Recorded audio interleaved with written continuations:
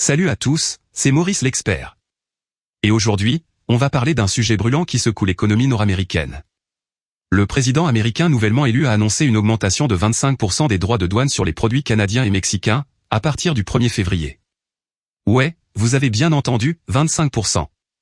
Alors, pourquoi une telle décision, et qu'est-ce que ça implique pour les trois pays? C'est ce qu'on va explorer dans cette émission. Restez bien avec nous, c'est parti. Bon, d'abord, un peu de contexte. Le commerce nord-américain a toujours été ultra connecté, vous le savez, avec des accords comme l'ALENA, et plus récemment l'AEOM, l'accord États-Unis-Mexique-Canada. Ces accords ont facilité les échanges, baissé les tarifs douaniers et renforcé les liens économiques. Mais, dans le même temps, certains secteurs aux États-Unis, surtout dans l'industrie manufacturière et l'agriculture, ont commencé à se sentir un peu malmenés. La concurrence, surtout en provenance du Canada et du Mexique, est jugée parfois déloyale.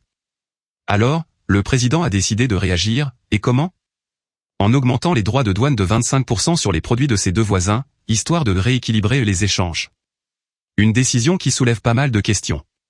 Pourquoi cette augmentation des droits de douane, vous vous demandez?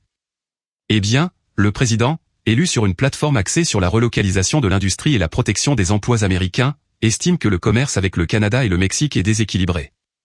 Il parle de pratiques commerciales injustes, comme des subventions publiques ou des standards de production moins stricts, qui avantageraient les deux pays au détriment des États-Unis.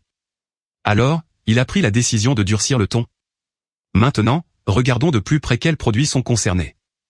Du côté du Canada, c'est principalement l'énergie, les matériaux bruts, les véhicules et les biens manufacturés qui sont exportés vers les États-Unis. Une hausse des droits de douane de 25% sur ces produits, ça aurait un impact direct sur des secteurs clés comme le bois d'œuvre, l'aluminium et les pièces automobiles. Des secteurs déjà sensibles aux variations tarifaires?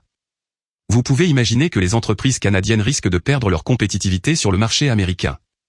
Mais ce n'est pas tout. L'industrie énergétique canadienne, notamment celle du pétrole et du gaz naturel, pourrait également souffrir. Parce que même si ces ressources sont essentielles pour les États-Unis, des taxes plus élevées sur le pétrole canadien pourraient pousser les entreprises américaines à chercher d'autres sources d'approvisionnement. De l'autre côté, le Mexique, deuxième partenaire commercial des États-Unis, est aussi dans la ligne de mire. Le Mexique est un acteur majeur dans l'agriculture, l'électronique et l'automobile. Les droits de douane de 25% risquent de perturber les exportations mexicaines de fruits, légumes, pièces électroniques et véhicules. Pour les entreprises américaines qui dépendent des chaînes d'approvisionnement mexicaines, cela pourrait compliquer les choses. Ce sont des secteurs où la production dépend d'une collaboration fluide entre les deux pays. Et donc, si ça bloque, les coûts de production vont grimper, et la production pourrait prendre du retard. En plus, il y a un impact indirect sur l'agriculture américaine. Si les prix des fruits et légumes mexicains augmentent, les consommateurs américains vont devoir mettre plus dans leur panier. Les réactions à cette annonce ne se sont pas fait attendre. Du côté du Canada, la réponse a été ferme. Le Premier ministre canadien a qualifié cette décision de protectionniste et injustifiée. Le Canada, comme vous pouvez l'imaginer, a immédiatement évoqué des représailles sous forme de contre-tarifs. Le gouvernement canadien a aussi dit qu'il pourrait porter cette affaire devant les instances de résolution des différends prévus dans l'AEOM. Pour le Mexique, la réponse a été tout aussi virulente. Le président mexicain a dénoncé cette mesure comme unilatérale et contraire à l'esprit de coopération de l'AEOM. Le Mexique, lui aussi, commence à explorer d'autres pistes commerciales et se prépare à réagir. Des discussions ont déjà été entamées avec d'autres partenaires pour diversifier les exportations mexicaines. Et vous savez quoi? Même si cette mesure vise à protéger les industries américaines, elle pourrait finir par nuire à l'économie des États-Unis. Parce que, voyez-vous, augmenter les droits de douane sur des produits essentiels va forcément faire augmenter les prix pour les consommateurs américains. Ce qui veut dire que tout, des voitures au smartphone, en passant par les légumes, pourrait coûter plus cher. Et les secteurs comme l'automobile, l'électronique et l'agriculture, qui sont fortement intégrés dans ces chaînes d'approvisionnement, risquent de se retrouver avec des coûts de production bien plus élevés.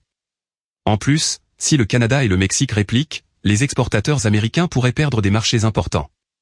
Des secteurs comme l'agriculture, l'énergie et la technologie, qui comptent sur ces deux pays pour leurs exportations, pourraient se retrouver avec des pertes énormes. Au-delà de l'économie, il y a aussi des implications politiques à cette décision. En isolant ses voisins commerciaux, les États-Unis risquent de compliquer la coopération sur des sujets clés comme l'énergie, l'environnement et la sécurité.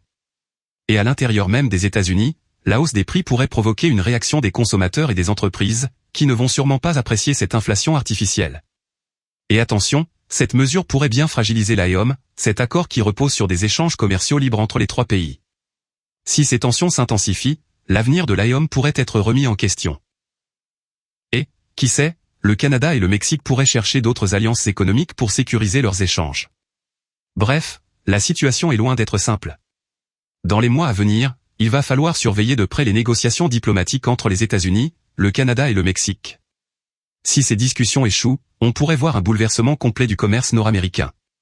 Les conséquences économiques, sociales et politiques seraient alors vraiment durables. Entre-temps, les entreprises et les consommateurs vont devoir s'adapter à un environnement commercial de plus en plus incertain. C'est tout pour aujourd'hui. N'oubliez pas de vous abonner pour ne rien manquer de nos analyses économiques. Et si vous avez des questions ou des suggestions, les commentaires sont là pour ça. On se retrouve très bientôt pour un nouvel épisode. Et d'ici là, restez curieux et informés. Parce que l'économie, ça nous concerne tous. Allez, salut. Et n'oubliez pas, un Maurice par jour éloigne l'ennui pour toujours.